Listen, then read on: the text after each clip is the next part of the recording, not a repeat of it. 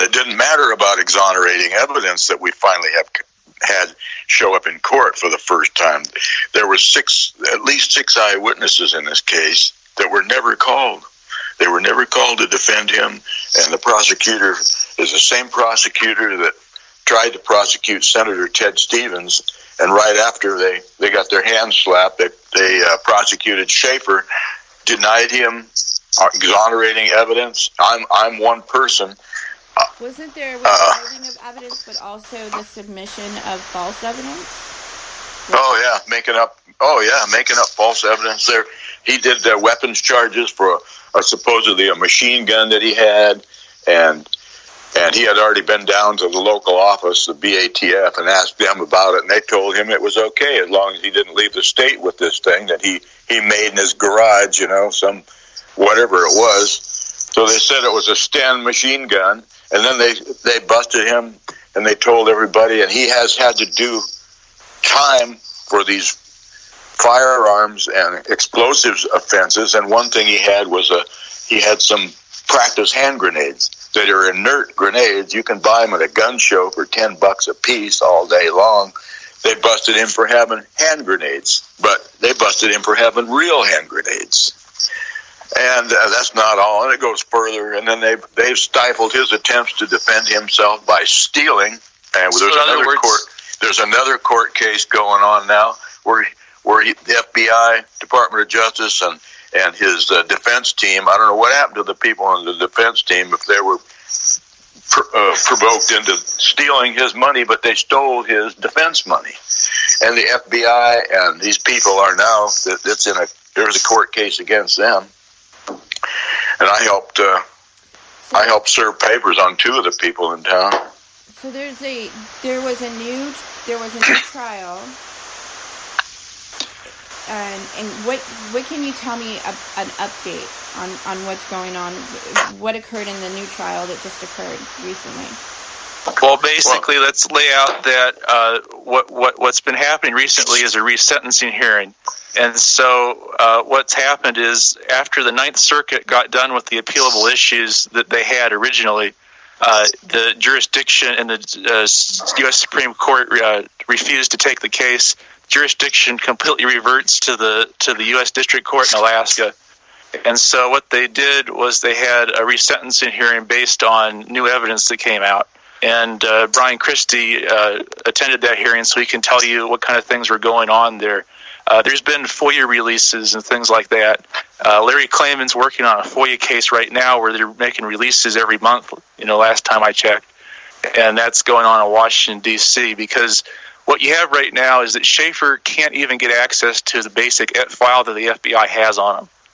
And this is just unreal that it's a Patriot Act thing where they act like everything's a secret, as if there's some kind of horrible organized crime thing going on here, when really it's just a guy who had a barbecue and he's a political activist. And so we're still, all these years later, we're struggling to get the basic evidence that Scheaffer should have had, exculpatory evidence he should have had in the beginning of his federal trial. How long has he been in federal prison? Going on 9 years. And he's been in the illegal federal prison, which is a communication management unit prison. There's one in Terre Haute, Indiana, and one in Marion, Illinois. And this is cruel and unusual punishment, and it is not approved by Congress as a prison's supposed to be. And they're doing Chinese torture tactics in there. One person, Robert David Neal, back in January, I think it was in January, Robert David Neal was Scheaffer Cox's friend in prison, and they are in prison with jihadi Muslims. And his friend was beheaded by a jihadi Muslim in the Terre Haute prison, and nobody even knows about that one. How old was he when he went into federal prison? How old was Scheaffer? Oh, he was, 25? 25, I would estimate. And he's been in there, and he has a family, right? He's got a wife and 2 kids. He has seen his kids one time in 9 years. 8.5, 9 years. One time.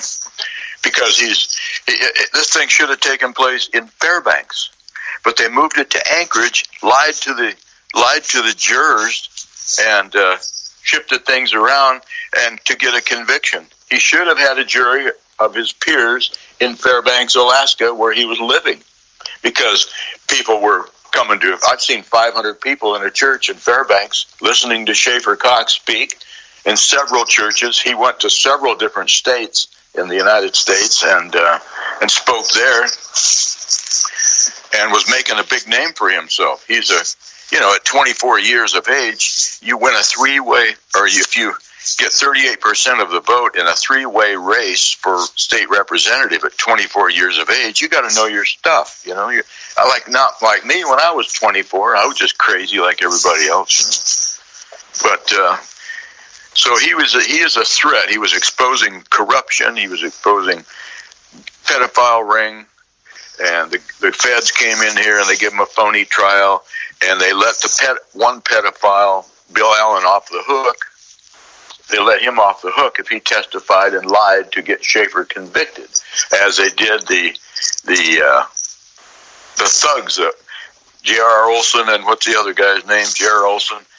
And well, I think you mean that Bill Allen. I think Bill Allen was the one that was testifying against Ted Stevens. I'm not aware of him being connected to Scheaffer, but the corruption connection is that it was the same prosecutor's office and some of the same prosecutors. I understand that he was he had like a 1-800 call line called the Liberty Bell. I was on the Liberty Bell thing. All that was is if you're by yourself in your house and there's something going on and the police are there and you think things are getting out of hand and it's bad for you, you pick up the phone and you call the Liberty Bell line and you get somebody to come over there just to be a witness. That's what it was. It was an innocent thing. And what's wrong with that? Don't you want to witness against the corrupt police going on these days? Scheaffer saw all this stuff. And that's what he was warning the public about, and he was absolutely right. And I was at several of those meetings, and he is pro-Constitution of the United States. He is a Christian, young Christian man. His parents homeschooled the kids, and he's got a brother and a sister. They homeschooled the kids, and the kids are brilliant. Dad is he just retired as a Baptist minister, and he's also a West Point graduate. And Mom is a school teacher that's retired. So they educated the kids like I'd like to see my kid educated, Yeah, and they try and act like there's some kind of mental problem in the court system. Yeah. They act like there's a mental problem arising from homeschooling, and it's just the most evil thing, That's what they do when you're winning your case. They start. Yeah, that's what the judge said. That means you're winning. And they're desperate. He's crazy because he's homeschooled and also because he wanted to build a submarine, Well, he's smart. He does stuff. He's like an inventor mind. He's got a great mind. And they can't have this stuff like him exposing the corruption that he was. And so that's where all this thing came from. It's just because he was explaining the corruption still going on. The city council in Fairbanks, Alaska does absolutely nothing. Nobody wants to touch it. It just makes me sick. So how did it come about that some of this deep-rooted in corruption in Alaska started coming forward in regards to the child trafficking? Let's touch on that a little bit. Well, people were coming to Scheaffer after he ran for office, and they got to know Scheaffer, and he became pretty popular here. Like I say, he had 500 people in town hall meetings and stuff in different places around here, and people were just coming to him to confide in him that Child Protective Services was doing whatever to their kids and their family, and other stuff going on, pedophile ring going on, and drug trafficking.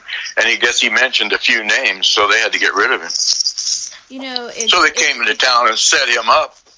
And worldwide, human trafficking, number one in the United States. We're number one for human trafficking, and I'm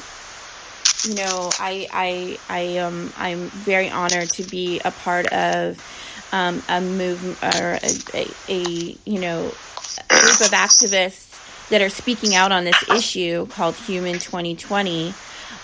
We get together once a month on the Zeph Report, and we talk about this. It's a global issue, but worldwide, we're number one for human trafficking, and that's pretty disturbing. But what's more disturbing is that, you know, we have this element within the government that seems to be really perpetuating this crime against targeting families and children, and it's communism undermining the country. You know, it's just quiet being taken over. You know, they can't win us in a war, so they've got to do stuff like lock people up. Anybody that's speaking out.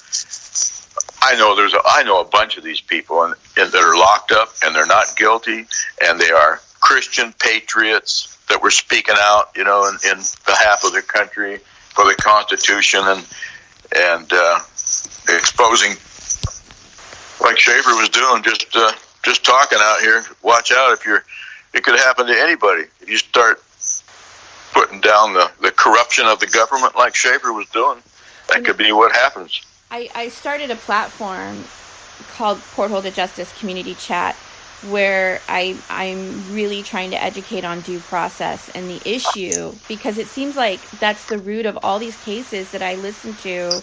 That seems to be one of the main issues, is the lack of due process in these courts and the violation. Oh, yeah. No due process. No due process. He was even denied exonerating evidence and denied his eyewitnesses, like myself. Denied eyewitnesses, denied exonerating evidence. A bunch of lies made up and false charges filed in order to get him in prison in a CMU, Communication Management Unit, to shut him up. That's what it is. So because his statements have inspirational significance, they found, so they have to stop people from being inspired, I guess. Yeah, you can look up Scheaffer Cox speeches. Look up Scheaffer Cox speeches. He's got speeches on there. He's totally it blew my mind when I first met him and started talking to him. He was a carpenter, and I met him, and I hired him to put some windows in my apartments. And so I got talking to him, and I thought, wow, this guy's something else, you know. And that's what happens when you homeschooled. You know too much nowadays, you know. They want to get you in public school, so you're dumbed down and you won't even say a word, you know. Let them run roughshod over the whole country, the Constitution, our heritage, and the whole deal. And if you fight it, you get put in jail. That's exactly what happened to Scheaffer.